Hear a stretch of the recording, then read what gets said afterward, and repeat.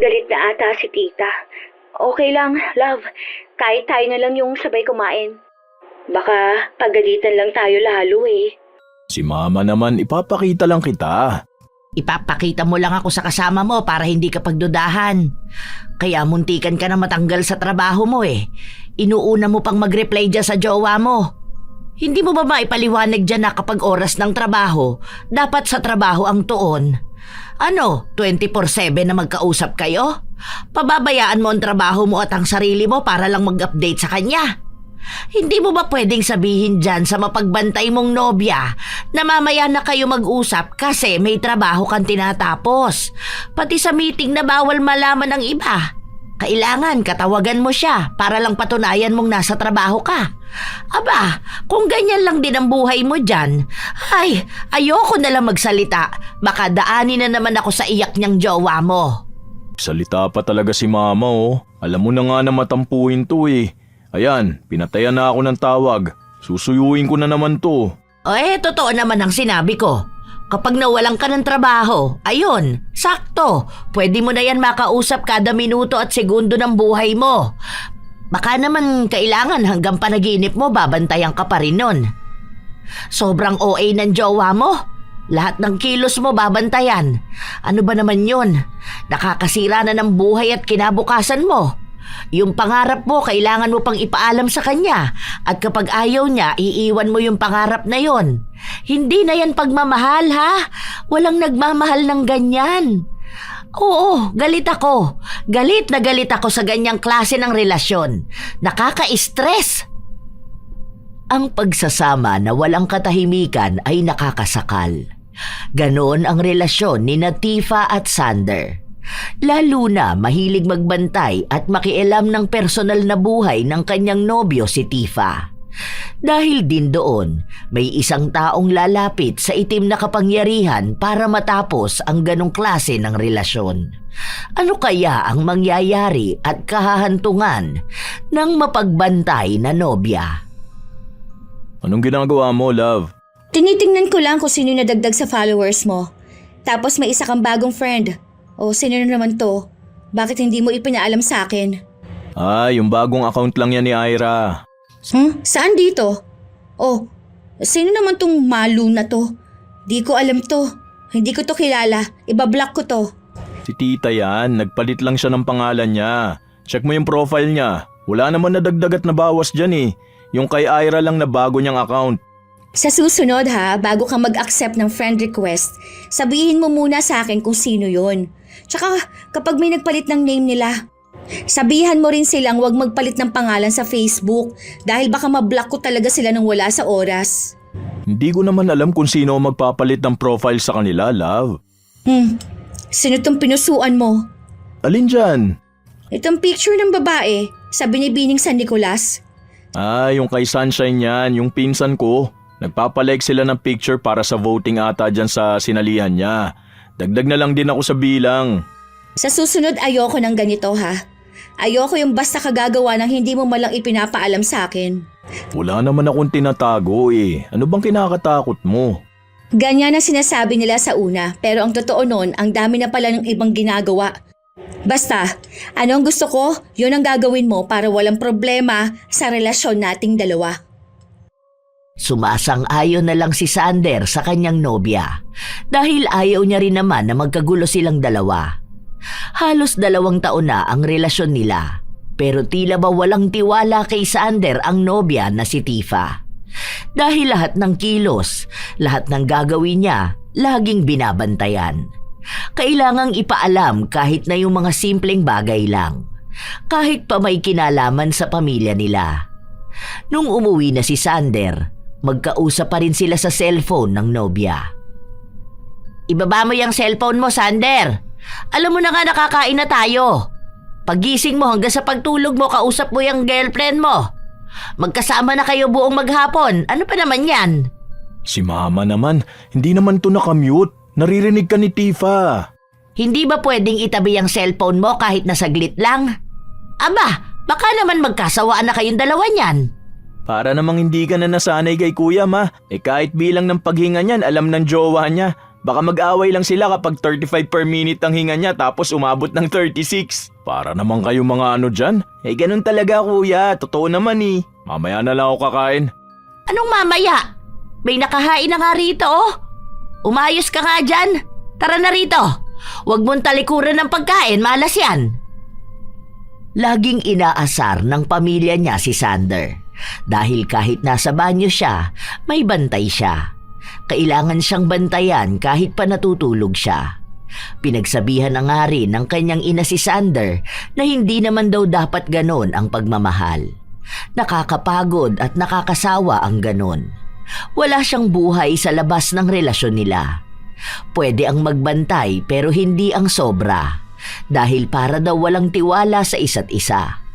Katulad na lang ng ama ni na Sander. Dahil nasa barko ito kaya bibihira kumakausap ng kanilang ina kahit na noon pa man. Basta may pagmamahal, dapat daw may tiwala. Hindi na kailangan pang bantayan palagi. Isang araw, matapos lumabas sa trabaho ni Sander, sinundo naman niya ang kanyang nobya. Bakit ngayon ka lang? Kanina pa ako nandito, nandun lang ako nakapark. Nilipat ko lang dito dahil hindi ka pa naman bumababa eh. Nung nakita ko may lumalabas na, lumapit na ako. Sino kausap mo kanina? Hindi mo man lang sinasagot ang tawag ko? Hindi ko nakita dahil nasa bag yung cellphone ko. O anong ginawa mo doon? Sino ka nausap mo? May kinilala kang bago? Wala ah, sino naman kakausapin ko? Saka hindi naman ako pala kausap ng ibang tao. Aba, malay ko. Tara na, umuwi na tayo. Hatid na kita sa inyo. Nagmamadali ka ba ha? Hindi pa nga ako nakakapagsuot ng helmet, gusto mo na kaagad umuwi. Masakit kasi ang ulo ko eh. Gusto ko na rin umuwi. O bakit masakit ang ulo mo? Anong ginawa mo? Nagtrabaho ko. Alam mo naman na nasa trabaho lang ako maghapon, di ba? Magkausap pa nga tayo nun. May isang oras tayong hindi magkausap. Bandang 1:00 yon. Tulog ako nun, break time namin. Sino namang kasama mo nun? Katrabaho ko. Magkatabi kayong natulog ng katrabaho mo? Babae yan? Anong magkatabi? Magkatabi lang kami ng pwesto ng upuan. Sa upuan lang naman ako natutulog. Saka si James ang katabi ko. Siguraduhin mo lang. Bakit wala kang ipinadala sa aking picture? Paano naman ako magpapadala? Tulog nga ako noon. Tara na nga, umuwi na tayo. Huwag mo sabihin na magagalit ka na naman sa akin. Isang oras lang naman yung hindi tayo nakapag-usap ah. Ang daming pwedeng mangyari sa isang oras. Tulog nga ako noon. Hindi ko alam kung totoong tulog ka. Dahil pwede mo namang sabihin tulog ka pero ang totoo, may iba kang nilalandi. Wala akong panahon makipaglandian sa ibang tao dahil pagod ako at masama pa ang pakiramdam ko. Tara na nga. Nagtalo pa ang magkasintahan dahil kahit na anong paliwanag ni Sander, tila ba ayaw siyang pakinggan ng kanyang nobya. Hanggang sa nagkabatiri naman sila. Habang nasa biyahe si Sander, nakabukas ang tawag para makita siya ng nobya habang pauwi siya. Noong nasa bahay na siya, nakita ng kanyang ina na magkausap pa rin sila. Huwag mo sabihin na habang nagdadrive ka ng motor mo nagse-cellphone ka. Alam mo naman na delikado yung ganon, di ba? Ang daming naaaksidente sa kalsada dahil sa ganyan. Pati ba naman pag uwi mo, kailangan bantay sarado ka pa? Hindi man lang iniisip yung kaligtasan mo. Hindi naman ako humahawak ng cellphone, ma. May holder naman dun sa harapan ng motor ko. Kahit na, delikado pa rin yon. Sa susunod, sabihan mo yung girlfriend mo. Dahil ako ang magsasalita dyan. Hindi niyan magugustuhan kapag ako ang nagsabi sa kanya. Hindi ka naman nagloloko Pinaghihinalaan at binabantayan ka masyado. Okay na po yun, ma. Nag-iingat naman po ako Kung mahal ka talaga ng babae na yan, dapat inuuna niyang isipin ang kaligtasan mo. Ay, naku, nang gigigil ako. Hayaan nyo na po, ma. Ilang beses na ring pinagsasabihan ni Marley ang kanyang anak, pero hindi talaga ito nakikinig sa kanya. Hanggang sa isang araw, nasa bahay si Sander dahil nasa trabaho pa ang kanyang nobya. Bawal tumawag, kaya puro lang sila chat.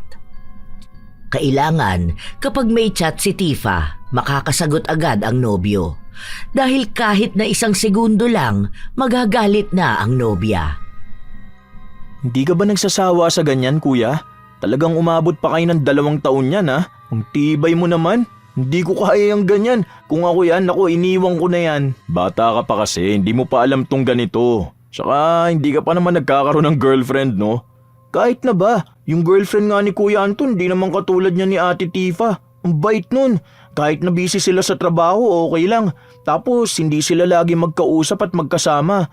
May kanya-kanya silang buhay. Kapag gusto ni Kuya Anton lumabas kasama yung barkada niya, papaalam siya sa jowa niya. Kapag pinayagan siya, yun, bibigay lang daw siyang update. Pero hindi yung daig pang reporter. Kapag gusto ng jowa niyang lumabas kasama mga kaibigan niya, okay din kay Kuya Anton. Ganun lang din, bigayan ng update. Hinahayaan mag-enjoy. Yang sa'yo, di pa kayo kasal ha. Wala pa kayong anak, ganyan na. Kuya, may bala ka pa bang pakasalan yan?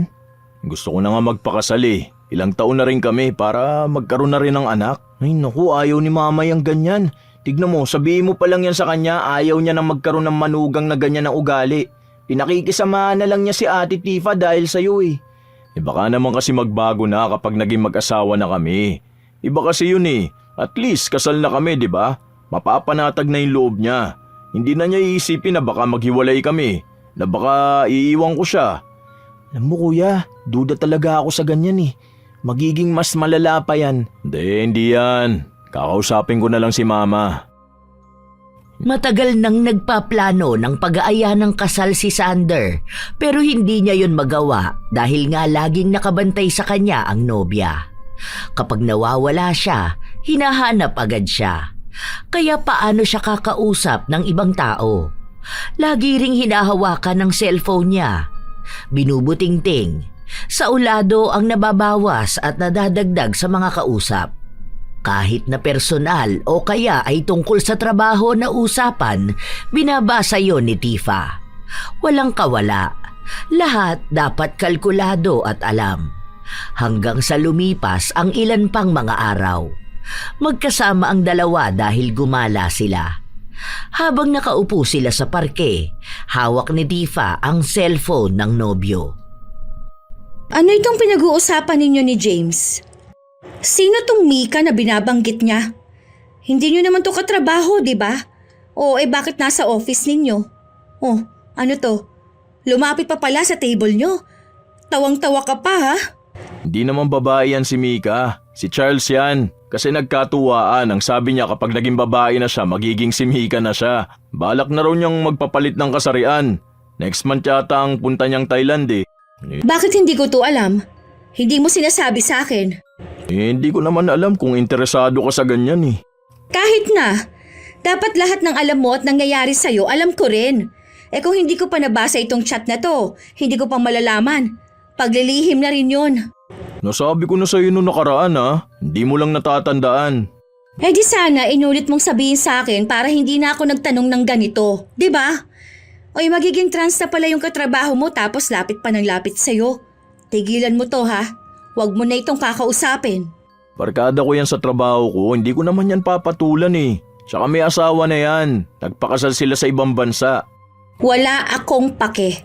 Ayoko sa kanya. Nung nakita ko siya noon, hindi ko siya ramdam. Ayoko sa aura niya. Katrabaho ko yan. Hindi mo ba maiiwasan kahit pasabihin na katrabaho mo ha? Hindi mo kaya?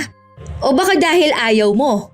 Huwag mo naman pagdudahan pati mga kabarkada ko. Wala naman kaming ginagawang masama. O ito, ano tong pinasa sa'yo ni... bakit Japanese ang name nito sa Facebook? Sino to ha? Babae pa. Si Ella yan, yung classmate ko nung high school. Nag-send lang sa akin ang class picture namin. Nagtatanong kasi siya kung sasama ba ako sa reunion namin eh. Hindi ko pa kako alam. Mababasa mo naman dyan eh. Magsasabi pa kako ko sa'yo. Kasi nga, isasama kita ron. Bakit hindi mo agad sinabi sa akin? Ngayon ko pa nga lang sasabihin pero naunahan mo na ako. Kailan ba to? Para makapag-live ako. Next month pa naman yan, bandang 20 or 21 daw. Sasama ba tayo? Okay, sige. Basta alam ko kung sino mga kasasama doon. Ibigay mo sa akin ang list. Kapag andoon yung ex mo, hindi na ako sasama. Wala naman yun sa Pilipinas eh. Paano mo nalaman? Hindi, naisip ko lang. Kasi nung naghiwalay kami nun, papunta na siyang Japan. Kaya malamang nasa Japan na yun. Kanino ka humihingi ng update sa kanya? Humihingi. Hindi naman ako nakikipag-usap sa iba kong mga kaibigan at naging kaklase ah. Alam mo naman kung sino lang nakakausap ko, di ba? Minsan nga ikaw na yung nagre-reply eh. Sinisigurado ko lang. Baka sa iba kayo nag-uusap. Saan naman? Maging email ko nga pinapakialaman mo. Tinitignan mo yung mga usapan dun kahit na boss at client lang naman namin. Pati working phone at email ko binubuksan mo na rin. Kaya wala naman ako may tatago sa'yo. Alam mo na lahat. Pwede namang makaisip ka ng paraan, di ba, kung paano ka magtatago sa akin? Alam mo, wala na ako may tatago sa'yo dahil pati pag-ihi ko alam mo kung kailan. Pati pagkuha ko ng tubig sa pantry. Kung ilang tinapay ang nakain ko, kung anong ulam ko, kung uminom ako ng juice, kung nagbanyo ba ako, ilang minuto ko sa banyo, ilang tissue na gamit ko. Lahat ng ginagawa ko, alam mo naman lahat yun, love eh. Kaya wag mo na akong pagdudahan sa mga ginagawa ko. Alam mo naman kasi ako, di ba? Babae ako. Hindi mo naman maaalis sa aming mga babae na mag-isip ng ganyan. Kami kasi, ang gusto naming mga babae yung ina-update kami. O yun naman ang ginagawa ko, di ba? Kahit anong oras ako natulog kasi nakikita mo naman yun. Magkukol tayo hanggang sa malobat na yung cellphone ko. Basta wag ka lang kasing lalaktaw ng update sa akin. Alam mo naman na yun ang kinaiinisan ko, di ba? Gusto ko alam kong lahat ng ginagawa mo. Hayaan mo, kapag naging mag-asawa na tayo, hindi na ako ganito. Kasi iisang bahay na lang ang titirahan natin eh. Mag-live-in na lang kaya tayo, no? Ano sa tingin mo? Ayoko naman ng ganun. Hindi ka pang live-in lang. Gusto ko yung papakasalan muna kita bago kita ibahay. Oo, kailan mo naman ako pakakasalan? Ako nang bahala dun ha. Di naman pwedeng sabihin ko agad sa'yo. Baka naman wala kang balak. Wala pa akong nakikitang ginagawa mo. Magiging surprise pa ba yun kung malalaman mo? Huwag mo nang isipin. Ako nang bahala dun ha. Lumipas ang ilan pang mga araw kung saan dumating ang ilang mga pagsubok sa kanilang samahan. Pero nanatili pa rin silang matatag. Kahit pamilya ni Sander, minsan ipapaalam niya pa sa nobya kung sasama siya. Isang beses pa, habang nasa palengke si Sander at ang kapatid niya, nakasalubong nila ang dating kasintahan ni Sander. Ngumiti lang ito sa kanya at hindi siya kinausap. Alam mo kuya, mas okay sana kung kayo na lang ni Ate Clea. May girlfriend ako, Kali. Ano bang sabi ko? Sana lang naman, di ba? Wish ko lang naman yun sa'yo eh, dahil mas mabait siya. Akala mo naman natatanda mo pa siya. Bata pa ako nun pero may isip naman ako nun kuya. Ang bait kaya ni Ate Clea. Ang saya nyo nga nun eh. Naalala ko pa, hindi siya kasama nun tapos umakyat kayo ng bundok ng mga pinsan natin. 2 araw yata kayo hindi nag-usap pero hindi naman siya galit sa'yo. Naghiwalay lang talaga kayo dahil kailangan niyang sumama sa parents niya pabalik ng Japan. Kung single pa siya, pwede pa kayo. Ganun talaga, iba-iba ang babae. Hindi porket iba si Clea, hindi na rin pwedeng mahalin si Tifa. Magkaiba naman yung pagmamahal ko sa kanilang dalawa eh. At sigurado na ako kay Tifa. Alam kong siya na talaga yung babaeng mamahalin ko habang buhay. Siya yung pakakasalan ko. Hindi mo sure. Pwede pang dumating ang isang araw na magbago ang ihip ng hangin kuya. Lalo na kapag napagod ka nakakaintindi sa kanya. Hindi naman kita inihikayat na mag-cheat dahil ayoko rin naman magloko ka. Pero ang sinasabi ko lang, yung makawala ka dun sa babaeng baliw na baliw sa'yo. Hindi yan. Nagsabi naman si Tifa na magbabago rin siya kapag nakatira na kami sa iisang bahay eh. Magbabago siya pero hindi yung magandang pagbabago, kundi yung mas malala na pagbabago. Saka mo sabihin sa akin yung ganyan kapag may jowa ka na ha. Hindi ka pa nga marunong manligaw eh. Maiintindihan mo lang ako kapag ikaw na yung nasa sitwasyon. Dahil nung mga oras na yon ay hindi nakapagbigay ng update ng ginagawa niya si Sander. Nagalit na agad ang kanyang nobya. Kung ano-ano nang pinagsasabi sa kanya. Mga bagay na hindi naman niya ginawa. Mga hinala na kung ano-ano. Kaya inabangan niya sa labas ng trabaho ang nobya para suyuin lang. Nung makita siya, hindi ito kumibo, ni hindi nagsalita. Malamig ang tingin sa kanya. Hindi ka ba naniniwala sa akin ang dami nga naming bitbit ni Kali? Sinabi ko naman sa'yo na bibili kami sa palengke at grocery na rin, di ba? May hawak yung mga kamay namin. Hindi naman ako makakapag-chat agad. Saka pag uwi ng bahay, nag-update naman ako sa'yo, di ba? Tapos hindi mo naman ako pinaniniwalaan. Ah, talaga ba? Ang tagal naman ng 1 oras ninyo sa labas. Wala yung isang oras dahil nagmamadali kaming umuwi noon. Kahit na itanong mo kay Kali, namalengke lang talaga kami. Isa pa yung kapatid mo na yon. Hindi naman sumasagot sa tawag. Parang hindi mo makausap ng maayos eh. O sige tara, sumama ka sa bahay para alam mo kung anong mga pinamili namin. Nandun yun, may resibo. Nandun yung araw at oras. Ayoko nga. Ayaw naman sa akin ng mama mo. Akala mo ba hindi ko ramdam yon? Kapag nandun ako, wala siyang ibang ginawa kundi ang magkulong sa kwarto ninyo. Tapos dadaanan niya lang ako. Tsaka akala mo ba hindi ko naririnig ang usapan ninyo? Yung sinasabi niya sa akin na bakit lagi na lang kitang binabantayan? Alam mo naman yun si mama parang hindi ka naman nasanay sa kanya. Yun na nga. 2 taon na tayo. Pero parang lagi pa rin mainit ang dugo niya sa akin. Inaano ba kita? Inaalagaan din naman kita, di ba? Pinababayaan ba kita? Ano bang ginagawa kong mali sa'yo? Niloloko ba kita? Nakita ba nilang pakawala akong babae?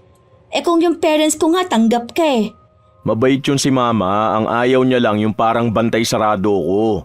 Hindi kasi siya ganun kay papa Iba-iba naman ang pamamaraan ng mga babae, di ba?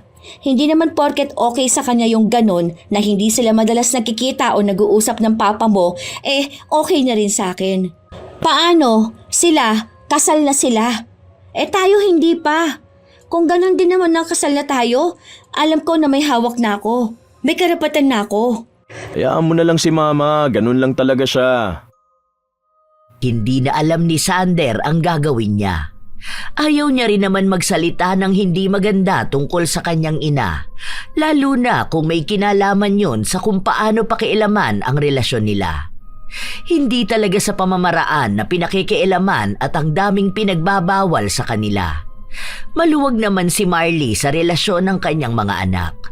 Nakikisama siya ng maayos sa mga kasintahan ng mga ito. Ang ayaw niya lang ay yun bang pagmamando na para bang wala ng karapatan ng anak niyang mabuhay at gawin ang gusto nito. Yun ang hindi maintindihan ni Tifa. Kaya ang lagi niyang iniisip ay mas gusto ni Marley ang dating kasintahan ni Sander. Ilang araw pa ang lumipas, walang nagbabago sa relasyon ng dalawa. Nagiging mas mahigpit pa nga si Tifa. Isang araw, nasa bahay si Sander. Wala siyang katawagan kaya nakakanood siya ng telebisyon. Oh, himala, hindi nanonood sa'yo yung jowa mo. Kulang na lang kabitan ka ng CCTV para alam kung anong ginagawa mo. Nasa meeting sila, bawal sila mag-cellphone doon, ma. Hindi na ba talaga magbabago ang ugali ng jowa mo?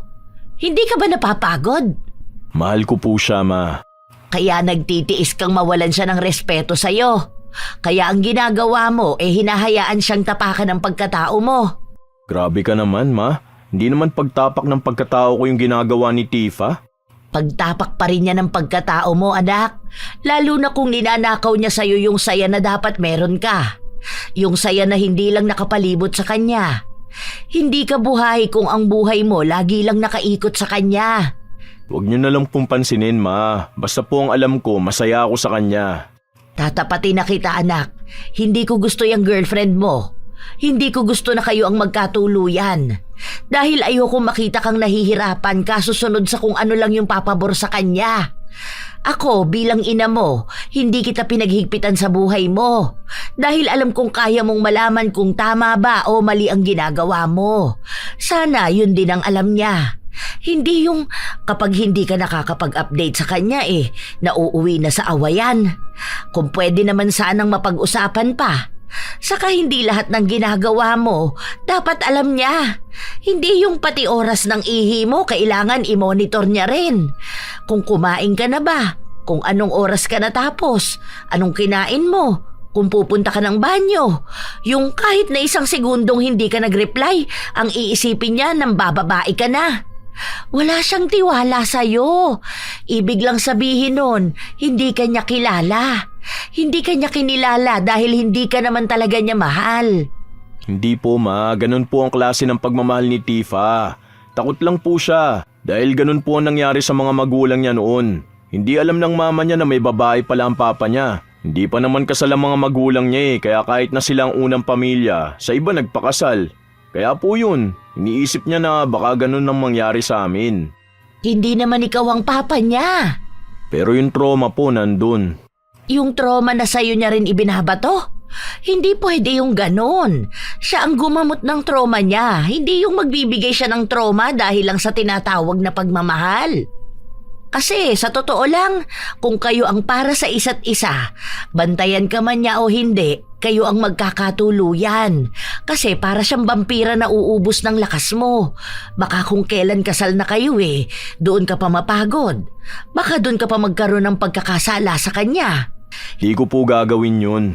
Hindi mo masasabi ang isang bagay base lang sa kung paano mo yun iniisip. Paiba-iba ang panahon. Baka nga mamaya siya naman pala yung nagloloko. Kaya takot na takot siya at binabantayan ka.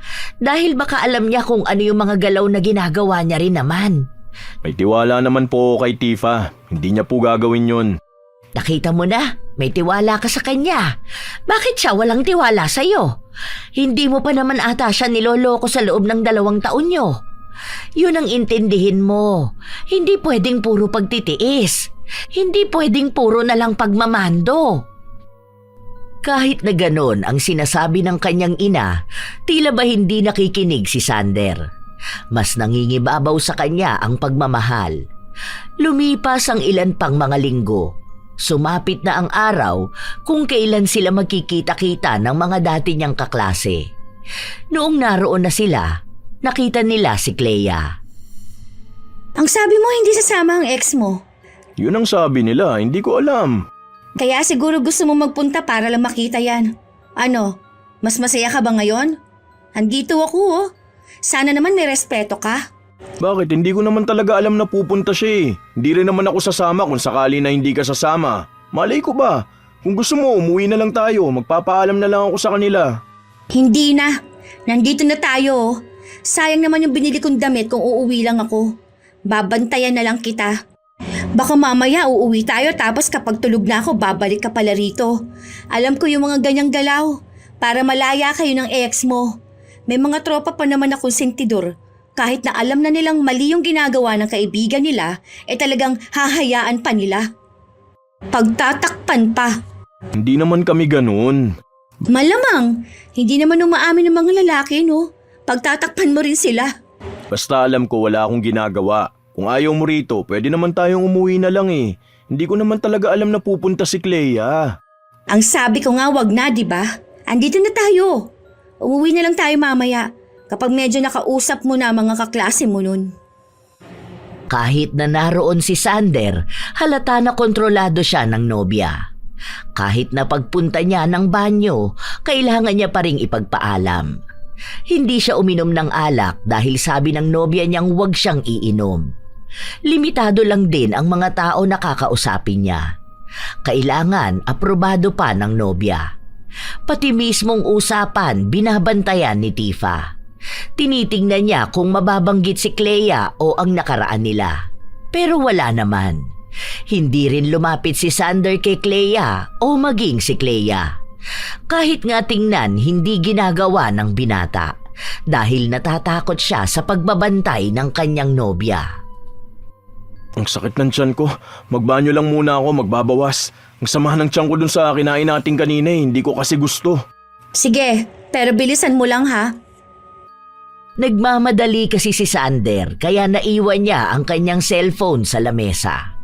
Nakita yun ng nobya kaya kinalkal niya. Nakita niya ang mga litrato na kuha. May mga pinagbubura siyang iba, lalo na kapag babae ang katabi o nasa likuran ni Sander. Sa lahat din ng litrato ay kasama siya. Ilang minuto na ang lumipas, hindi pa rin bumabalik si Sander. Hindi matawagan ni Tifa dahil hawak niya ang cellphone. Kaya tumayo siya para magpunta ng banyo. Pero bago pa siya makarating doon, naabutan niya si Sander na may bitbit na gamit at kasama ang isang babae. Parang bagong dating. Nag-init agad ang dugo ni Tifa nung makita niya yon. Nais na niyang mang-away pero hindi niya magawa dahil nahihiya rin siya sa ibang tao. Noong nailapag na ni Sander ang gamit, lumapit siya sa nobya. Kaya naman palang tagal mo. Iba naman pala yung inaatupag mo. Nagpatulong lang naman sa akin. Sabi mo banyo ang punta mo, di ba?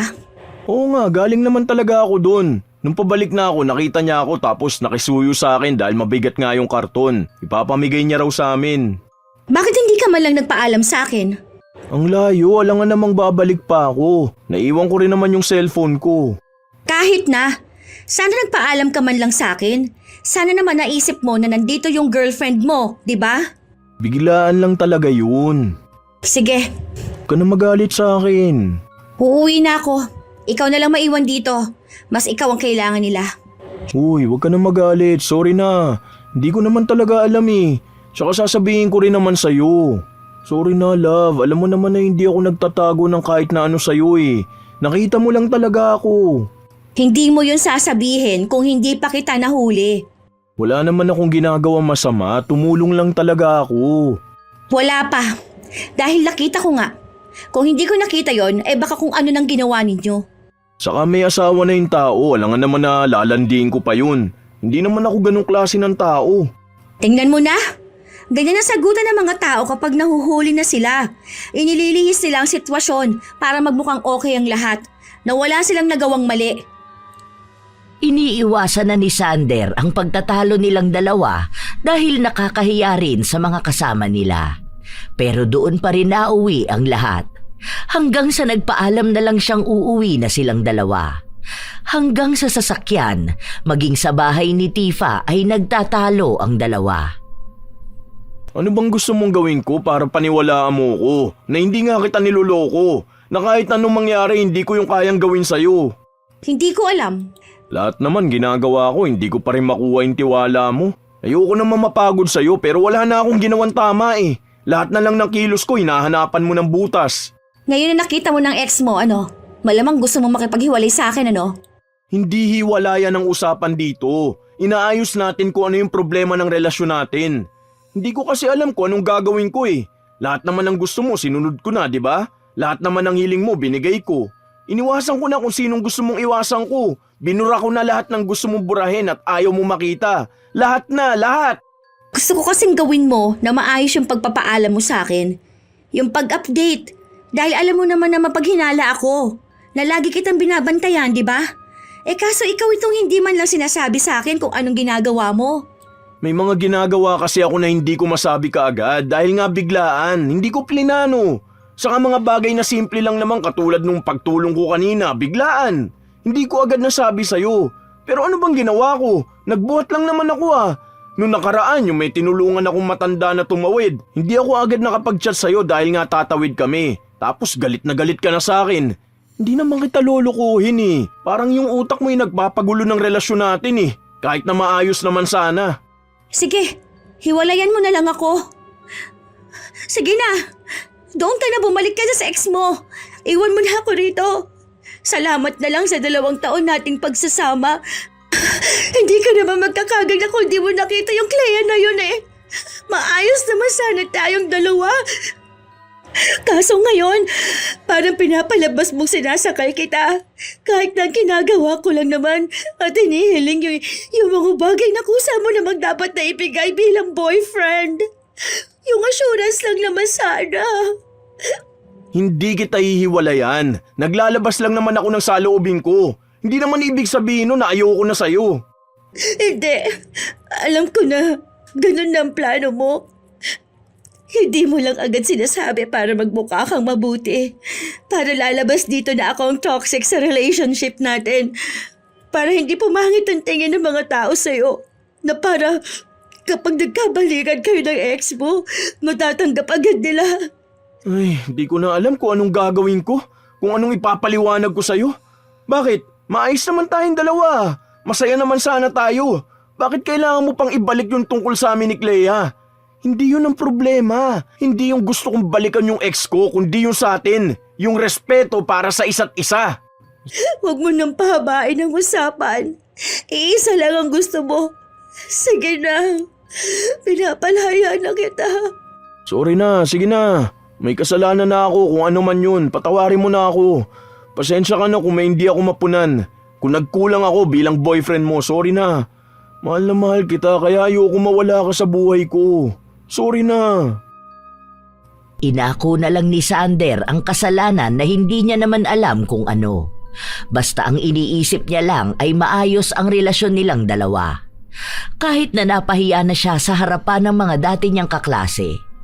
Simula noon, nakablock na si Clea at ang iba pang mga kaklase ni Sander. Ang binata ang gumawa, pero sa harapan ng kanyang nobya. Para ipakita na seryoso talaga siya sa relasyon nila at ayaw niyang may makasira sa kanila. Naging maayos sila ng ilan pang mga linggo. Nagbago ang ugali ni Sander. Kahit na may gusto siyang tulungan, hindi na lang niya ginagawa. Kahit may matanda o bata na kailangan ng gabay, hinahayaan na lang niya dahil iniisip niyang baka maging dahilan pa ng ikasisira ng kanilang relasyon. Kahit trabaho niya, napapabayaan na niya. Basta maibigay niya lang ang gusto ng nobya. Na kada mag-chat ito, dapat pagtuunan siya ng pansin. Bumaba ang ranggo ni Sander dahil doon. Ang dapat na oportunidad na para sa kanya, ibinigay na lang sa iba na kayang maibigay ang buong atensyon sa trabaho.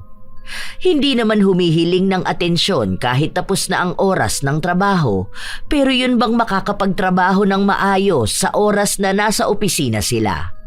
Hindi kasi yun magawa ni Sander dahil magagalit ang kanyang nobya. Isang tanghali, hindi ginagalaw ni Sander ang pagkain niya. Ayaw mo bang kumain, kuya? Oo nga, kanina pa yung pagkain mo. Tapos na lang kaming kumain ikaw nakatulala pa rin dyan. Hinihintay ko kasi si Tifa. Bakit mo hinihintay nasa trabaho nga yan. Pupunta ba siya rito? Sabay yata silang kakain, ma. Yung break time ni Ate Tifa, dun lang siya kakain habang magka-call sila. Para kunwari kahit na hindi sila magkasama, magkasama pa rin sila. Parang gawain ng mga LDR. Pero hindi naman sila LDR. Magkaiwalay lang dahil sa trabaho. Ewan ko sa trip ni kuya kapag in love siya. Wala kasi tong kasabay kumain. Tsaka sabi ko sa kanya na simula ngayon sabay na kaming kakain dalawa. Para makita niya rin yung ginagawa ko. Ay nako, hindi ko na alam kung anong klaseng kahibangan yan. Ganyan ba talaga sa henerasyon nyo? Hindi nyo kayang mabuhay nang wala yung karelasyon nyo? Paano pa kung maghiwalay kayo niyan? Baka naman hindi na kayo makakain. Si kuya lang naman yung ganyan. Di ko nga akalain na may ganyan pa pala sa totoong buhay. Grabe naman talaga ang pagmamahal na yan. Ayan na, tumatawag na siya. Huwag na kayo maingay ha. Hello love, kain na tayo. Anong ulam mo? Nag-order ako ng pagkain. Nakisabay ako sa kanila. Anong ulam mo? Ito, sinigang na isda. Nagluto kasi si mama. Tara na, kain na tayo. Sinong kasama mo dyan? Kaninong damit yan? Bakit parang pambabae? Si mama to, ito oh. Huwag mo na akong ipakita dyan. Bakit kailangan pang patunayan na ako ang nanay mo? Na kami ng kapatid mo ang kasama mo rito sa bahay. Ano, naghihinala pa ba yan? Babantayan niya rin ba pati ang kilos namin? Galit na ata si tita. Okay lang, love. Kahit tayo na lang yung sabay kumain. Baka pagalitan pa tayo lalo. Mama naman, ipapakita lang kita. Ipapakita mo lang na ako ang kasama mo para hindi ka pagdudahan. Kaya muntikan ka na matanggal sa trabaho mo Inuuna mo pang mag-reply dyan sa jowa mo. Hindi mo ba maipaliwanag dyan na kapag oras ng trabaho, dapat sa trabaho ang tuon? Ano? 24/7 na magkausap kayo? Pababayaan mo ang trabaho mo at ang sarili mo para lang mag-update sa kanya? Hindi mo ba pwedeng sabihin dyan sa mapagbantay mong nobya na mamaya na kayo mag-uusap kasi may trabaho kang tinatapos? Pati sa meeting na bawal malaman ng iba, kailangan katawagan mo siya para lang patunayan mong nasa trabaho ka. Aba, kung ganyan lang din ang buhay mo dyan, ay, ayoko na lang magsalita. Baka daanin na naman ako sa iyak niyang jowa mo. Nagsalita pa talaga si mama. Alam mo na nga matampuhin to Ayan, pinatayan na ako ng tawag. Susuyuin ko na naman to. Abay, totoo naman ang sinabi ko. Kapag nawalan ka ng trabaho, ayun, sakto, pwede mo na yan makausap kada minuto at segundo ng buhay mo. Baka naman kailangan hanggang panaginip mo, babantayan ka pa rin nun. Sobrang OA ng jowa mo. Lahat ng kilos mo, babantayan. Ano ba naman yun? Nakakasira na ng buhay at kinabukasan mo. Yung pangarap mo, kailangan mo pang ipaalam sa kanya. At kapag ayaw niya, iiwan mo yung pangarap na yon. Hindi na yan pagmamahal, ha? Walang nagmamahal na ganyan. Oo, galit ako. Galit na galit ako sa ganyang klase ng relasyon. Nakaka-stress! Lumipas pa ang ilan pang mga buwan pero wala pa ring nagbabago sa relasyon ng dalawa. Nagiging mas lalong mapagbantay na nobya si Tifa. Ang dami niya laging tanong, ang daming hinahanap. Kung sino ang kausap at kung bakit kailangan pang kausapin yun. Kahit katrabaho o kaibigan o kamag-anak. Hanggang sa umuwi galing ng ibang bansa ang tiyahin ni Sander. Pupunta yun sa bahay nila kasama ang pamilya. Mga 1 hanggang 2 linggo doon mananatili. Malaki naman ang bahay nila, kaya may pwesto at kwarto ang mga kaanak nila na tutuloy sa kanila. Minsan pa, isinama ni Sander ang nobya sa bahay nila kung saan may salo-salo na magaganap. Ma, si Tifa po, girlfriend ko. Hello po. Ay, hello din po, Tita Marley. Umupo na kayo doon, paluto na tong ulam. Saka sabihin mo pala kay Kali, ilabas na yung tubig. Kanina ko pa yun inuutos sa kanya. Tapos maglagay ng hindi malamig na tubig dahil hindi umiinom ng malamig ang tita nyo. Bilisan nyo na, anong oras na? Gutom na ang mga tao. Tulungan na kita dyan, ma. Ay, hindi na, kaya ko na to. Ang asikasuhin mo doon yung jowa mo. Nakikisama na lang si Marley sa nobya ng anak dahil nga sa ayaw niya ring mapahiya ang pamilya nila. Baka isipin ng mga kamag-anak nila na nag-aaway-away na sila. Hindi rin naman magandang tingnan na may pagtatalo sa araw dapat na puro lang masaya. Habang kumakain ang lahat, may mga kwentuhan at tawanan. Hanggang sa inanunsyo nga ni Sander ang magandang balita para sa kanila. Ikakasal na po kami. Nagbabala kami na magpakasal sa July. Pero kung sakali po baka mas mapaaga pa namin. Pero July talaga ang una namin na pag-usapan. 3 months na lang pala, kuya. Ang bilis naman. Sa simbahan ba? May nakita na ba kayong simbahan nun? Hindi pala makakapunta si Papa nun kung sakali, no? Hindi niya pa rin ata nakikita si Ate Tifa eh. So, call lang? Oo nga, saan naman kayo magpapakasal? Ang usapan po namin na civil wedding lang po muna. Tapos saka na po kami sa simbahan kapag nakaipon na po kami ng pera. Limitado lang din po sana ang bisita namin. Alam na ng pamilya mo yan? Hindi pa po. Ipapaalam pa lang po namin kapag nakauwi kami sa amin. Hinihintay lang po namin si Papa. Tsaka yung kay Papa naman po, baka kapag uwi niya doon na lang sa simbahan. Gaano na kayo kasigurado sa isa't isa? Ang bilis ng desisyon nyo. Sobrang sigurado na po. Mahal po namin ang isa't isa. Tsaka bumubuo na po kami ng plano para po sa pamilya namin. Sigurado na po kami para po kami sa isa't isa. Tsaka gusto na rin kasi namin magsama. Gusto na po naming bumuo ng pamilya na pangarap naming dalawa. Dapat ang pagsasama nyo yung talagang sigurado na kayo. Hindi yung nadadala lang kayo ng isang sitwasyon na parang hindi porkit gusto ng isa dapat gusto na ng isa. Ito ang maipapayo ko sa inyo bilang isang asawa at ina. Kami ng papa mo, 3 dekada na kaming kasal. Iba ang ugali niya nung magkasintahan pa lang kami at nung mag-asawa na kami. Saka nyo lang makikilala ang isa't isa kapag magkasama na kayo sa iisang bahay. Kaya kung ako sa inyo, isipin nyo munang mabuti kung ano ba talagang gusto nyo. Mahihirapan na kayong umatras kapag kasal na kayo. Sure na po kami. Hindi na po yun magbabago. Desisyon na po namin ito at kung ano man pong mangyayari kapag kasal na kami, yun na po ang problema namin. Kami na po ang bahala doon kasi kami naman po ang mag-asawa. Napabuntong hininga na lamang si Marley. Iniisip niya kung anong buhay ang kakaharapin ng kanyang anak kapag nagkaroon ng asawa na gaya ni Tifa. Nung umuwi na si Tifa, nakakuha ng panahon si Sander para makausap ang kanyang ina. Bakit para naman pong tutol kayo sa relasyon naming dalawa ni Tifa? Hindi po ba dapat nagiging masaya na kayo? Kasi kapag nagkataon magkakaroon na kayo ng apo? Hindi ko alam. Basta hindi ako masaya. Alam mo na yon kung bakit. Dahil na naman po ba sa pagiging mapagbantay niya? Yung kailangan lahat ng gagawin ko alam niya. Napag-usapan na po namin yun. Hindi na po niya gagawin yun kapag nagpakasal at naging mag-asawa na kami. Ay, talagang naniniwala ka sa kanya? Ayoko lang kasing magsisi ka kung kailan huli na ang lahat. Anak, sobrang hirap pumasok sa pag-aasawa. Dapat parehas kayong nagkakaintindihan. O kung hindi man, dapat isa sa inyo ang iintindi sa isa. Salitan yon. Hindi pwedeng ikaw lang ang iintindi sa kanya. Ma, alam na po namin yan. Kapag mga ganyan, kami na po yan. Kasi kami naman po yung magiging mag-asawa eh. Kami na pong bahala sa ganun, ma. Kaya nagsasabi kayo na nai-stress kayo kasi kayo rin naman po yung nagbibigay ng stress sa sarili nyo. Hindi naman na po dapat isipin eh, pero kayo, ayan, isip pa kayo ng isip. Ewan ko. Sige, bibigyan ko pa ng pagkakataon si Tifa. Pero mukhang hindi ko naman na talaga kayo mapipigilang dalawa. Kapag nagdesisyon na kayo, talagang ipaglalaban nyo yon, hindi ba? Wala na akong magagawa pagdating doon. Pero sana nga hindi ka magsisi sa pinipili mong maging asawa. Sana hindi ka mahirapan, maging ang magiging anak nyo. Hindi pa naman sinasabi ni Marley na tinatanggap na niyang ganon ang magiging manugang niya. Ang isa kasi sa iniisip niya, paano kung dahil sa ganung ugali ni Tifa, hindi na maging masaya si Sander?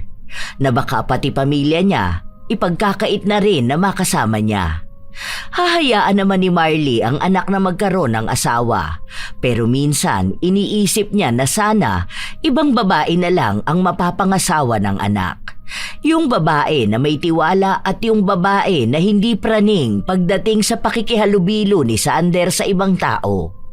Iniisip niya kasi na walang mangyayari sa relasyon nilang dalawa kung ang gusto lang ni Tifa sa kanila lang iikot ang buhay ni Sander. Maraming bagay na makakaligtaan ng binata. Hanggang sa hindi niya namamalayan na tumanda na lang siyang malungkot at takot sa buhay. Ilang araw pa ang lumipas, naging abala ang magkasintahan. Ang dami nilang inaasikaso para sa magiging kasal nila. Mga ilang kaya ang iimbitahan natin? May nakausap na ako, may 50 packs sila rito. Para namang ang dami niyan. Bakit? Ang dami kaya natin pamilya at kaibigan. Isasama ba natin yung mga yon? Bakit? Ayaw mo ba? Sino ba mga gusto mong isama lang at imbitahan? Yung pamilya mo, as in sila lang, hindi yung mga tita mo ha. Tapos ako, sina mama lang, hindi rin tita ko. Tapos yung isa kong kaibigan. Ikaw, wala ka namang kaibigan. Sure ka ba? Mga nasa 15 katao lang ay isasama natin? Oo, ayoko na marami pang iba. Baka kung sino-sino pang kausapin mo doon. Baka kung sino pang pakinggan mo. Saka na lang yung iba kapag simbahan na, yung mga tita natin, yung ibang katrabaho.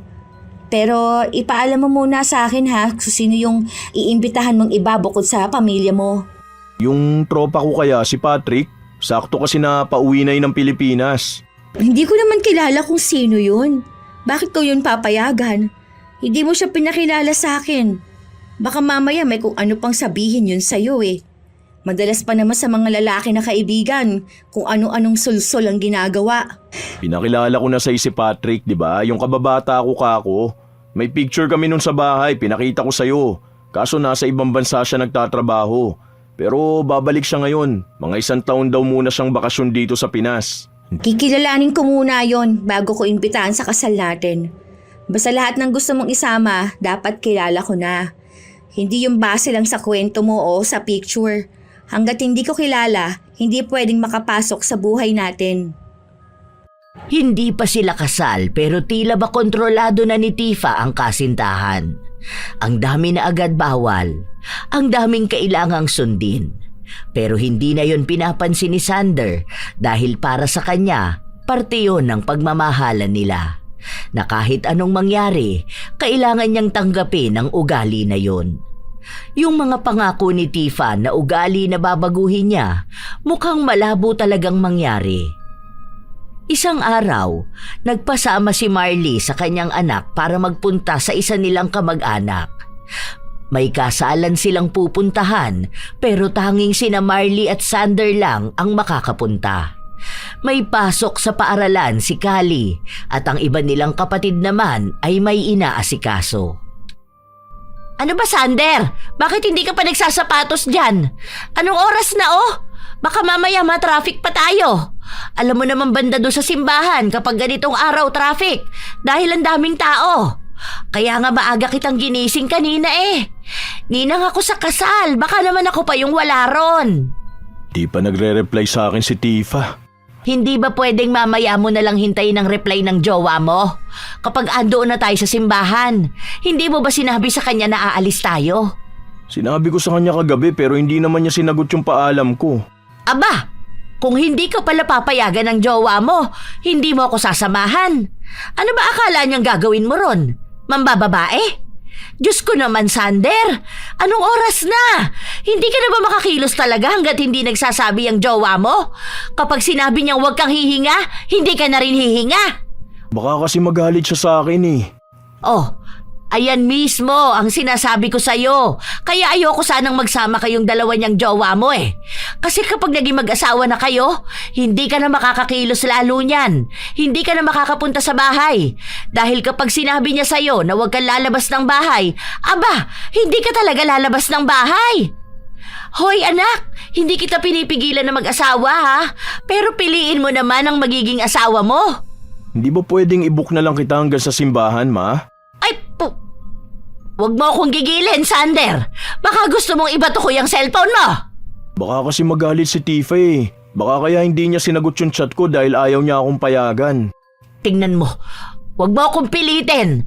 Makakatikim sa akin ng salita yang si Tifa. Tumayo ka dyan. Magsuot ka na ng sapatos mo at alis na tayo. Bilisan mo. Huwag mo akong paandaran dyan sa hindi ka pinayagan niyang girlfriend mo.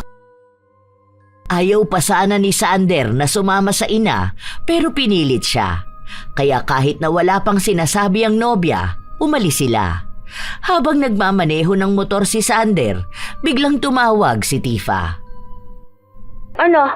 Sino yung angkas mo ngayon? Anong oras pa lang talagang nasa labas ka na? Kagigising ko lang, ito agad ang bubungad sa akin. Ako, bakit? Pupunta kami ng kasal ng anak ko. Bakit? Hindi ba pwedeng samahan at ihatid niya ako? Mga kamag-anak lang namin ang naroon. Ano ba akala mo, may babae na naman ang anak ko? May ginagawa siyang mali kahit na wala naman. Ma, wag na. Anong wag na? Muntikan pa tayo mabangga nung L3 kanina dahil nagmamadali ka sagutin ang tawag niyang jowa mo. Hindi na ba niyan iniisip ang kalagayan at buhay mo? Ha? Talagang mas gusto niya yung ikapapahamak mo? Kapag ba hindi mo agad nasagot, magagalit siya sa'yo? Mas okay na maaksidente o mamatay ka basta wag lang siya magagalit sa'yo. Pinatay na ni Tifa ang tawag, pero alam ni Sander na hindi pa tapos ang usapan nila. Alam na agad ng binata kung saan naaabot ang pagtatalo nilang dalawa ng kasintahan. Habang nasa simbahan at nagpapatuloy ang kasal, nagtatalo sina Sander at Tifa. Nagpapaliwanag ang binata kung bakit sinama siya ng ina sa kasal. Maya-maya pa, lumabas si Sander ng simbahan para lang kausapin ang nobya. Sinong kasama mo dyan ngayon, ha? Oh, sino yung babaeng nasa likuran mo? Hindi ko kilala yun, dumaan lang. May mga tao rito sa labas ng simbahan. Ako, wag mo ngang pinaglololo ko. Naiinis na ako sa mga palusot mo, ha? Alam ko, wala kayo sa kasalan. Baka kung saan ka lang nagpunta at kung kanino ka lang nakipagkita Hindi ako natutuwa. Totoo naman ang sinasabi ko Nag-send ako ng picture sa'yo, di ba? Hindi yun sapat para sa akin. Sige, mamaya mag-video call tayo. Ipapakita ko sa'yo yung pinsan ko na ikinasal. Nagpaalam naman ako sa'yo kagabi, di ba? Anong password ulit ng Facebook mo? Huwag mong gagalawin ng messenger mo. Babasahin kong chat dyan sa'yo kapag ako may nakita talaga. Anong oras naman kayo uuwi niyan? O sinong kasama niyo sa table kapag andoon na kayo sa reception? Sinong makakatabi mo? Sino-sino dun yung mga kamag-anak? May kakilala ka pa ba dong iba? Hindi ko pa alam kasi hindi pa naman ako nagpupunta ng reception Saka baka mamayang gabi pa ang uwi namin ni Mama. Sino dun yung mga kakilala ko? Si Jenna yata nandun, yung pinsan ko na nakasama nating manood ng sine. Bukod pa dun, isend mo nga sa akin yung listahan ng mga imbitado, yung address ng venue. Oo, sige, mamaya na lang. Anong ginagawa mo ngayon? Ha? Nasa simbahan nga ako, nasa labas nga. Kaya naririnig mo naman na ang daming sasakyan na dumaraan. Nasaan yung motor mo? Nandun sa may kabila. Patingin ako. Teka lang. Tanong mo sa mama mo kung mga anong oras kayo makakauwi. Para makita ko kung mga anong oras ka nga niyan makakauwi sa inyo. Yung tamang oras ang sabihin mo sa akin, ha? Kasi tatawagan talaga kita. Gusto ko malaman kung talagang aalis ka na at kung ganong oras ka talaga makakauwi sa inyo. Sabi niya kanina baka mga 5 PM uuwi na kami dahil baka matraffic kami. Pero hindi ko pa alam kung ganong oras ba. Nandiyan kasi yung mga kamag-anak namin eh. Yung iba ngayon na lang ulit nakita ni mama kaya baka magtagal pa siya rito. Kakausapin ko muna. Nandun pa sila sa loob. Mga anong oras nasa bahay ka na nun kung sakali man na 5 PM ka nga aalis dyan? Sabihan mo na kasi si mama mo na sumabay na sa'yo. Kung hindi siya sasabay, baka naman pwedeng i-book mo na lang siya. Kaya siguro naman, may iba kayong kamag-anak na pwedeng maghatid, di ba? Kung hindi traffic, mga 5:30 nasa bahay na kami. Kung 5 nga ang alis ha. Bandang 5:30 tatawag ako sa'yo. Dapat nasa bahay ka na. Kapag hindi traffic ha, hindi ko alam ngayon kung traffic eh. Wala akong pake. Basta kailangan kapag tumawag ako sa'yo, nasa bahay ka na. Wala nang palusot yan. Update mo ko. Send ka ng picture ng mga tao doon. Huwag kang tumabi sa hindi mo kamag-anak. Ang gusto ko detalyadong lahat ha. Sinasabi ko sa'yo, kahit na wala ako dyan, malalaman at malalaman ko pa rin kung anong ginagawa mo. Kung niloloko mo ako, lalabas pa rin ang katotohanan. Sumasakit na ang ulo ni Sander. Hindi siya mapakali. Hindi siya nakikipag-usap maging sa mga kamag-anak niya dahil tutok siya sa pakikipag-usap sa kanyang nobya. At sa pagpapatunay na wala nga siyang ibang ginagawang masama. Hanggang sa napansin na siya ng ilan sa mga kaanak nila, kaya si Marley ang tinanong. Hindi na lang sinagot ng ginang dahil ayaw na niyang malaman pa ng iba kung paano naging masalimuot ang buhay ng anak niya sa piling ng nobya. Maya-maya pa, panay ang tanong ni Sander sa kanyang ina kung anong oras ba sila uuwi. Lapit na mag-5 ma, uwi na tayo. Paalam ka na sa kanila. Mamaya na, ano ka ba? Anong oras pa lang naman oh? Maaga pa. Pwede naman 7:00 na lang tayo umuwi. Bakit ba nagmamadali ka? Sabihin mo mamaya na tayo uuwi. Mauna na lang pala ako umuwi. Sabay ka na lang kina tito ha? Aba, ang batang to, iniwan talaga ako. Nagmamadali masyado. Hindi na mapakali si Sander. Maya-maya lang din ay tumatawag ang kanyang nobya. Sinabi niya na pauwi na siya, kaya inurasan siya kung anong oras dapat nasa bahay na siya. Kinakabahan pa nga ang binata hanggang sa na-traffic siya. May prosesyon, hindi niya alam kung gaano pa kahaba ang magiging traffic. Kaya ang ginawa niya, sumingit siya, pumasok pa siya sa isang eskinita.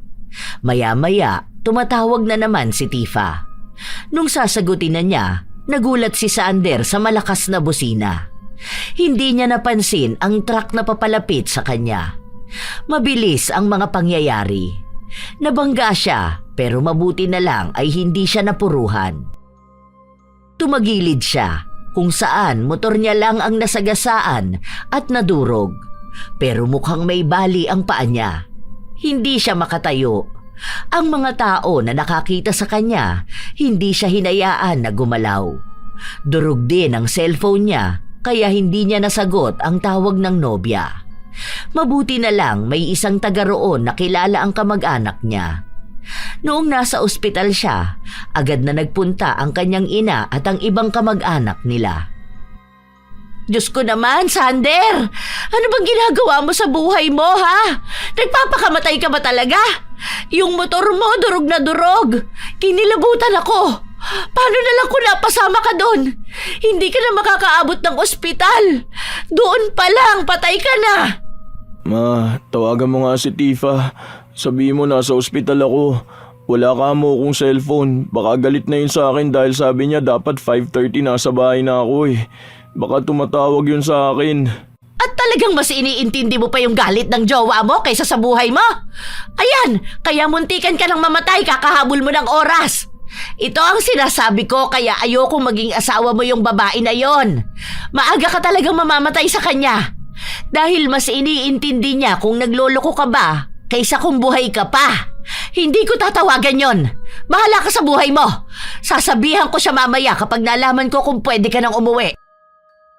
Tinotoo nga ni Marley ang sinabi niyang hindi niya tatawagan si Tifa. Hinayaan niya na kung ano ang isipin nun. Dahil kung totoong mahal niya si Sander, kahit na isang araw itong hindi nagparamdam dahil na aksidente, hindi siya magagalit. Sa halip ay mag-aalala pa. Yun ang inaasahan ni Marley, pero mukhang hindi ganon ang mangyayari. Nung umuwi na sila, hiniram na lang muna ng binata ang cellphone ng kapatid niya. Itong account ko na lang ba ang pantatawag mo? Hindi, yung akin. Pwede bang tumawag sa FB Lite? Ewan ko, hindi yata eh. Palagi na lang pala ako sa messenger mo. Tatawag lang naman ako eh. O sige, bigay mo na lang sa akin mamaya kuya. Maliligo lang muna ako. Hirap pang mailagay ng binata ang account niya sa cellphone ng kapatid. Pero nagawa rin naman niya yun.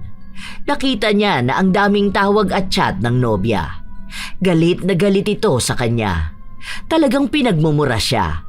Ni hindi man lang inalam kung buhay pa ba siya kaya hindi siya nagpaparamdam. Kung ano ba ang lagay niya. Talagang puro lang paghihinala. Para bang mas mainam pang namatay na lang siya kaysa saluhin ang lahat ng galit. Ano? Talagang naging masaya ka nang hindi mo sinasabi kung nasan ka? Sinungaling ka talaga? Ang sabi mo bandang 5:30 nasa bahay ka na. Anong petsa na? Buti naman buhay ka pa at nagparamdam ka. Ano, masaya ba kayo ng babae mo, ha? Ano, sobrang enjoy kayo kaya hindi mo sinagot ang tawag ko? Sige, kung dyan ka naman pala magiging masaya, tapusin na lang natin tong relasyon natin. Huwag na tayong magpakasal. Kung kailan sa susunod na linggo ng kasal natin tsaka ka naman nagloko ng ganito. Halata talagang hindi ka seryoso sa akin. Hindi ako ng babae. Kalalabas ko lang ng ospital. Nabangga ako ng truck kahapon. Okay naman ako, nakakalakad pa naman. Kailangan ko lang pagalingin yung mga galos ko. Hindi ako ng babae. Nagulungan ng truck yung motor ko kasama yung cellphone ko. At gumawa ka pa talaga ng dahilan? Hindi ako gumagawa ng dahilan. Meron ako ebidensya. Kahit nabasahin mo pa dun sa balita. Mamaya ipapasa ko sa'yo. Tapos yung record ko dun sa ospital. Sino naman ang nag-alaga sa'yo doon, ha? Nurse na babae at maganda pa? Masaya ka ata dun Sorry na, hindi ko naman sinasadya na hindi masagot yung tawag mo Na-aksidente lang talaga ako. Hayaan mo bukas, pupuntahan kita dyan sa inyo. Wala akong cellphone, bibili pa lang ako. Itutuloy natin ang kasal, okay? Sorry na. Ang hindi alam ng binata, naririnig ng kanyang ina ang usapan na yon. Naaawa siya sa kanyang anak. Paanong kailangan pang ihingi ng tawad ni Sander ang nangyari sa kanya na ang tunay namang dahilan kaya yun naganap ay dahil na rin sa kagagawan ni Tifa. Hindi na kayang tiisin pa ni Marley ang nangyayari. Hindi siya papayag na magkakatuluyan ang dalawa. Hindi pwedeng ganong klase ng babae ang magiging asawa ng kanyang anak. Masyadong makasarili. Walang pagmamahal kay Sander. Kaya kahit na ayaw niya sanang makialam, ginawa niya ng paraan para lang maghiwalay ang dalawa. Ilang araw ang lumipas, sumapit na ang araw ng kasal. Ang kasama lang para tumistigo ay si Marley at ang ina ni Tifa. Nung nagsasalita na para sa pag-iisang dibdib nila, hindi sumasagot si Sander. Hanggang sa... O bakit hindi ka sumasagot ng I do? Huwag na lang nating ituloy ang kasal. Ha? Ano wag na ituloy? Nahihibang ka na ba? Andito na tayo. Akala ko ba mahal mo ko? Mahal natin ang isa't isa, di ba? Ayoko na. Huwag na natin tong ituloy. Pasensya na. Hoy, teka lang. Ano ba? Saan ka pupunta?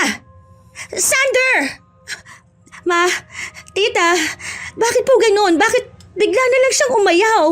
Baka hindi pa talaga handa ang anak ko. Baka may kailangan pa kayong ayusin sa sarili nyo. Tulungan niyo naman po ako. Mahal namin ng isa't isa. Pasensya ka na. Kung ano ang desisyon ng anak ko, siya lang ang makakapagpabago nun. Hindi ako at mas lalong hindi ang sino man. Magbigay ka na lang ng panahon para sa kanya. Hindi nagbigay ng simpatya si Marley sa nangyari dahil gusto niya yon. Gusto niyang wag matuloy ang kasal. Ang maghiwalay ang dalawa. Sa katunayan nga, Pinakulam niya ang sarili niyang anak. Pinagawan niya ng ritual para maging magulo ang utak at desisyon pagdating sa relasyon nila ni Tifa.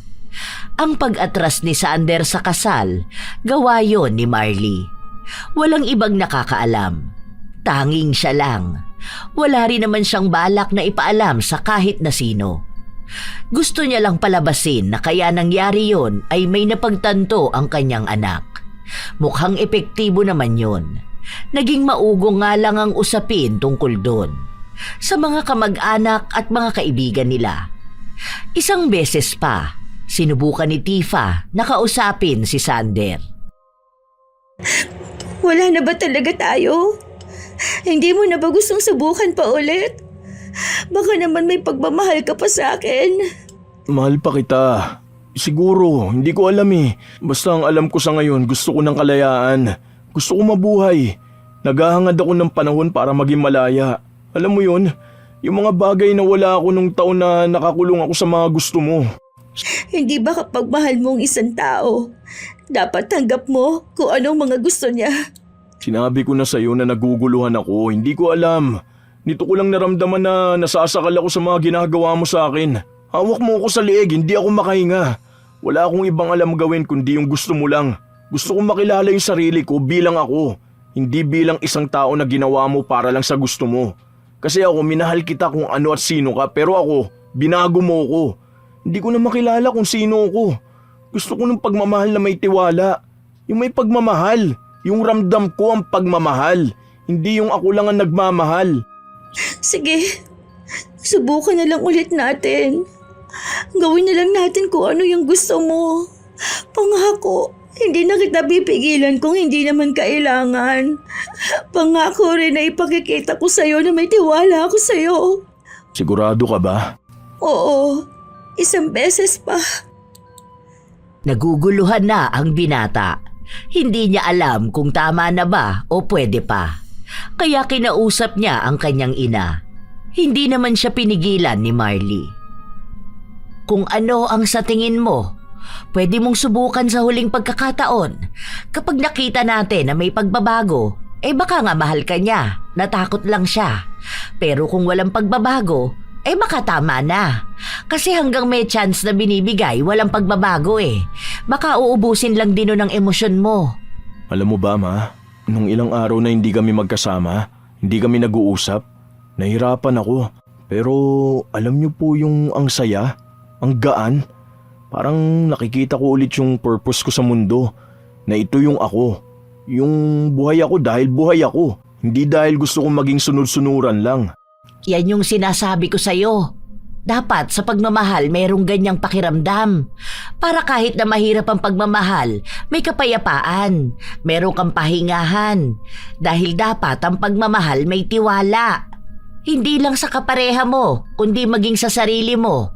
Kaya kung tingin mo pwede pang magbago si Tifa, bigyan mo ng huling pagkakataon. Kung hindi na siya magbabago, tama na. Masakit yan pero mas payapa kapag napunta ka sa tamang tao. Kahit na may halo ng kulam ang damdamin at isipan ni Sander, pwede pa rin siyang magdesisyon. Hanggang sa nagkaroon ulit sila ng ugnayan ni Tifa. Pero hindi na ganun kabigat ang pagmamahal na nararamdaman niya. Hindi na ito katulad ng dati na handa niyang sundin ang lahat, kahit na mali na. Akala nila maayos na. Pero isang buwan lang ang nakalipas, bumalik na naman sa dating ugali si Tifa. Sino yung kasama mo kahapon? Akin na nga cellphone mo. Sabi ko na nga ba eh. Tama ang kutob ko. May bago kang kinakausap. Sino to ha? Bago mong babae? Ano tong pinag-uusapan ninyong pupunta kayo ng Tagaytay? Niloloko mo ko? Si Mama yan, bakit hindi mo tignan yung profile niya? Bakit hindi mo basahin lahat ng usapan namin? Oh, bakit pupunta kayo ng Tagaytay? Nagpaalam ka na ba sa akin ha? Para sa birthday niya. Pumayag ako? Alam mo, tama na to. Ayoko na. Nakikipaghiwalay ka na naman sa akin? Ayan, kasi nga, naloloko mo ko. Tama nga na wala nang patutunguhan tong pagsasama nating dalawa. Pagod na ako. Ayoko na. Yan lang ang sasabihin mo sa akin. Napapagod din naman ako eh. Pero hindi naman ako sumuko. Mas pagod ako. Naubos ko na lahat ng pasensya at pag-unawa ko na kaya ko ibigay sa'yo. Kaya pasensya ka na. Pero ito na yung huling beses na maghihiwalay tayo. Dahil hindi na tayo magkakabalikan ulit. Hindi ko pinangarap na mabuhay sa ganitong pagmamahalan. Hindi ko gustong hanggang sa ganito lang ako. Gusto ko yung pagmamahal na may tiwala. Gusto ko yung pagmamahal na pahinga ko kapag pagod na ako. Hindi yung pagod na ako sa buhay ko, wala pa akong karapatan na huminga. Dahil sakal na ako. Sige, kung makikipaghiwalay ka sa akin, siguraduhin mong hindi ka hahabol sa akin. Hindi na rin ako makikipagbalikan sa'yo. Sige, mas malinaw na ito naging usapan nating dalawa na hindi na talaga tayo babalik sa kung ano tayo. Parehas na tayong bumitaw. Tingin mo ba, makakahanap ka pa ng babaeng gaya ko? Makakakita ka pa ba ng babae na tatanggapin at mamahalin ka? Sa pagiging mamas boy mo? Hindi ko alam. Basta ang alam ko sa ngayon, sarili ko naman muna ang pipiliin ko. Mas mahal ko ang sarili ko. Bakla ka ba? Dapat ang tunay na lalaki handang magsakripisyo at mahirapan. Premyo kami. Kaya dapat handa kang lumaban. Kung premyo ang mga babae ng pakikipaglaban, sana makakuha ako ng premyo na mamahalin din yung lumaban para sa kanya. Ayoko na ng maraming usapan. Bakla na ako sa paningin mo. Pero gusto kong makahanap ng totoong pagmamahal. Totoong babae na alam niya ang halaga niya. Para hindi niya ipinagkakait sa akin yung sarili kong halaga. Huwag ka na sana makapag-asawa. Sana makahanap ka ng lalaki na kayang tumbasan yung mga naibibigay ko. Yung higit sa akin. Dahil yun ang kailangan mo. Sana makita mo yung taong kahit na nasasakal na, handa ka pa ring mahalin. Dahil hindi na ako yun. Hindi mo na sa akin makikita yung ganon. Pasensya ka na. Galit na galit si Tifa. Sinusubukan niyang magsalita ng mga bagay na sinasabi niya noon sa binata. Na kapag binanggit niya, babalik at magmamakaawa sa kanya ang nobyo. Pero sa pagkakataon na yon, hindi na. Tinalikuran siya ni Sander. Ni hindi siya nilingon. Pinabayaan siyang nagagalit dahil buo na sa kalooban ng binata na iwan ang ganong sitwasyon. Mas nangingibabaw na sa kanya ang tulong ng kulam na huwag makaramdam ng sakit at pagmamahal kay Tifa. Alam na rin naman ni Marley na hindi na magtatagumpay kahit pa magkabalikan ang dalawa. Dahil ang kulam sa kanila, panghabang buhay na. Ibig sabihin, darating talaga ang araw na maghihiwalay sila ng tuluyan. At yun na nga ang araw na yun. Isang araw, umuwi si Sander sa bahay nila. Hindi mawari kung malungkot ba siya. Nakapagluto na ako ng pagkain, nak. Sabay ka na sa amin. Oo nga kuya, para naman hindi ka nakatulala dyan, di ba? Tara na, ito pa naman yung paborito mong pagkain. Ano bang problema kuya? Tara, usap tayo. Bili akong alak. He, anong alak pinagsasasabi mong bata ka? Joke lang naman, Nay. Baka kasi gusto lang ni kuya ng kausap eh. Pinapatawa ko lang naman siya. Hindi na kami okay ni Tifa. Yun lang pala eh. Ayoko na. Hindi na kami magkakabalikan nun. Di mabuti naman. Tara pala, kain na tayo kuya. Okay lang yan, nak. Ganun talaga ang buhay. Hindi pa naman huli ang lahat sa'yo eh. Bata ka pa naman. Enjoy mo na lang muna sa ngayon. Malay mo, dumating na rin yung babae na tama para sa'yo. Minsan talaga may mga minamahal tayong hindi natin nakakatuluyan. Nagiging parte na lang ng alaala at aral sa atin. Katulad niyan, aral sa'yo na hindi lahat ng pagbabantay at paghihigpit ay tunay na pagmamahal. O tara na, kain na tayo. Hindi maipaliwanag kung may lungkot, pero maaaring meron nga. Dahil minahal naman talaga ni Sander si Tifa. Alam niyang mahihirapan siyang matanggap yun, pero hindi pa nga naman talaga huli ang lahat para magmahal. Ilang buwan pa ang lumipas. Hindi nag-uusap ang dalawa. Hanggang sa nagpakita si Tifa kay Marley. Gusto niya lang daw itong makausap. Sige na po. Baka kapag po ikaw ang kumausap kay Sander, kausapin niya po ulit ako. Para saan ba? Para po magkabalikan na kami. Nagbago na po talaga ako. Hindi ko na siya paghihigpitan. Natuto na po ako. Alam mo, sa totoo lang, wala na kayong chance ng anak ko. Ikaw na lang ang pumipilit sa sarili mo. Ayoko nang tatawagan mo ko para kausapin at makiusap ng ganito. Dahil aaminin ko na sa'yo ha, masaya ako na hindi ka naging asawa ng anak ko. Alam mo kung bakit? Dahil hindi siya masaya sa'yo. Hindi kayo magiging masayang dalawa. Magdurusa kayo. Kaya ngayon na ayaw na niya, masaya na ako para sa kanya. Hindi ko pinakikialaman ang desisyon niya sa buhay. Kung sinong mamahalin niya sa buhay. Dito lang talaga sa inyo. Ngayon lang, dahil ayokong habang buhay na may nakatali sa leeg niya, nasasakalin siya para lang mapasunod. Hindi ko naman po ginagawa yun. Mahal ko lang po talaga siya. Hindi na yan pagmamahal. Ang gawin mo, mahalin mo ang sarili mo para kapag dumating ang araw na may magmamahal ulit sa'yo, hindi mo na uulitin kung anong ginawa mo sa anak ko. Hanapin mo yung gamot sa sugat mo. Huwag mo sugatan ng iba para lang maranasan niya ang pagdurugo na nararanasan mo.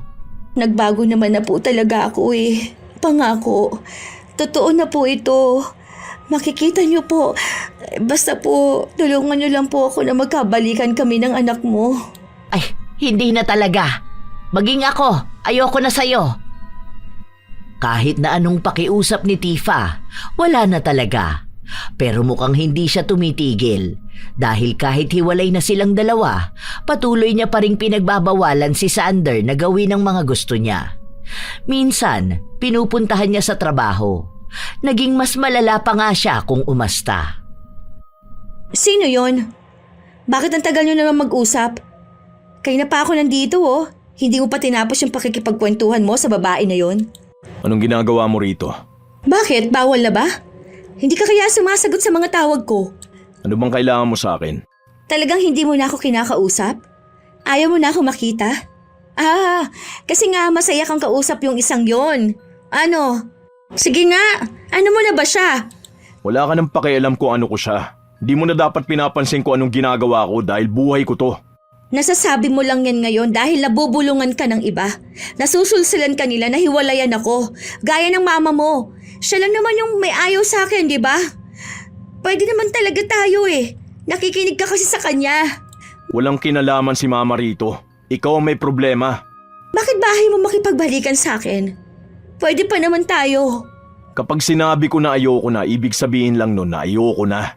Kahit na anong gawin mo, hindi na tayo magkakabalikan. May bago ka na? Wala akong bago. Sarili ko lang ang binubuo ko ngayon. Yun sana ang makita mo. Yun din sanang kulang sa iyong atupagin mong buuin. Kung sakali, baka doon, pwede pa tayo. Pero ramdam kong kahit na anong mangyari, hindi na talaga. Dahil once na sumuko ang lalaki, tapos na ang lahat. Buong puso at tapang yung sinabi ni Sander. Hindi na nga sila nagkabalikang dalawa. Dahil sa kulit ni Tifa, ng ibang bansa na lamang ang binata. Pinutol niya ang lahat ng koneksyon na meron kay Tifa. Gusto niyang mabuhay sa paraan na alam niya, hindi sa paraan na gusto lang ni Tifa. Hindi na rin nakalapit pa ang dalaga sa pamilya ng dating kasintahan dahil nagsampa sila ng kaso nung nagwala si Tifa sa harapan ng bahay nila. Sa ngayon, nasa ibang bansa pa rin si Sander. Wala pa rin siyang kasintahan pero ramdam niya ang saya. May nililigawan siya. Kinikilala na dalaga na tingin niya ay malaki ang potensyal na maging asawa niya. Habang si Tifa, wala na siyang balita kung ano ba ang ginagawa. Minsan talaga, may mga taong inaakala na ang paghihigpit at pagbabantay ay ang pinakamalakas na forma ng pagmamahal. Para sa kanila, ang madalas na pagtatanong, ang pag-alam sa bawat galaw at ang paghingi ng walang katapusang paliwanag ay paraan ng pag-aalaga. Akala nila, kapag alam nila ang lahat, masisiguro nilang hindi sila masasaktan at hindi sila mawawala sa buhay ng minamahal. Ngunit sa likod ng ganitong paniniwala, kadalasan ay nakatago ang takot. Takot na mapalitan, takot na maiwan, at takot na muling masaktan ang mga karanasang dala ng nakaraan. Sa una, nakakagaan sa pakiramdam ang may taong gustong malaman kung nasaan at kung ano ang ginagawa. Ngunit habang tumatagal, Ang pag-aalala ay nagiging hinala at ang pag-aalaga ay nagiging kontrol. Unti-unting nawawala ang espasyo para huminga, para maging sarili at para magkamali. Ang relasyon na dapat sana'y sandalan ay nagiging lugar ng pangamba at pag-iingat. Ang mas masakit, ang paghihigpit ay hindi kailanman nakapagbibigay ng tunay na seguridad. Kahit gaano kahigpit ang pagbabantay, kung may kulang sa tiwala, laging may pagdududa. Sa halip na patatagin ang relasyon, lalo nitong binibigyang diin ang distansya ng dalawang taong dapat ay magkasangga, hindi magkalaban. Tandaan na ang tunay na pagmamahal ay hindi sinusukat sa dami ng tanong o sa tindi ng pagbabantay. Sinusukat ito sa kakayahang magtiwala, magbigay ng kalayaan at umunawa na ang bawat tao ay may sariling mundo na dapat igalang. Ang pagmamahal ay pagpili na maniwala kahit may takot, pagpiling magpahinga ang isip kahit may posibilidad ng sakit. Kayo ba mga apo, nasubukan nyo na bang magkaroon ng karelasyon na bantay sarado kayo? Ano rin ang inyong opinyon tungkol sa desisyon ng bawat karakter? Tama lang ba ang ginawa ni Marley na makialam sa anak? Maaari niyong ibahagi sa amin ang inyong kwento at opinyon. Naway nakapaghati dito ng magandang aral sa inyo. Shout out sa ilan sa mga masusugid na tagapakinig ng mga istorya ni Lola Telang. Marisa Espiritu, Jerwin Galot, Beth Lisa, Lerma Royo, Kayla Camille Olpindo, Shiana Vlog, Helen Grace, Jessa Joy Lozada from Iloilo City, Ray Galedo at sa Galedo family ng Cabuyao, Laguna, Regine Pelipas from Calaba, Abra, Sara Bulaon, Riz Magante, Vince Ocampo, Joy ng Bahrain, Nancy De Los Santos, Arian Alea, Sydney Crosswind at sa kanyang anak na si Christine Lane Bandoho, Supladang Pasaway, Lovely Rose Roa at Princess Rain Roa Alawami, Kimpoy Feliciano, Hazel Fiesta, Marida Lightworker, Gia Gigi, Francisco Neng, Jeremy Saranillo Francisco, Matt Sarol, Mel Santarita, Esteli Reyes at sa Reyes family ng Marikina City, AJ Chua, Vicky Yabut, Roy Lacandalo, Josefina Fuelias, Irish Abela Tuazon, Febe Rañada, Mike James Tapak, Will Maleses, Leonisa Cobo, Luri Ann Vitalicio, Jenny Suzuki, Raquel Hasegawa and to her husband Mitsuru, Maria Lee Nakagawa, Lynn Hasegawa, Elise Padilla, Lydia Lopez, Gemstone Claro, Lance MBB, Rosalina Bugayong, Ami Yong, Ami Bag, Angelina Ignacio, Roslyn Mangilin, Cherry May Libiran, Robert Crimen, Razon Yao, Mil Rose Demate, Jaime Constantino, Jennifer Makasinag, Alma Naong, Pureza Tagiwalo, Rachel Whitney, Toto Orteo, Chef M, Ronald Belza Bahado, Lainey Soverano, Liza Infante.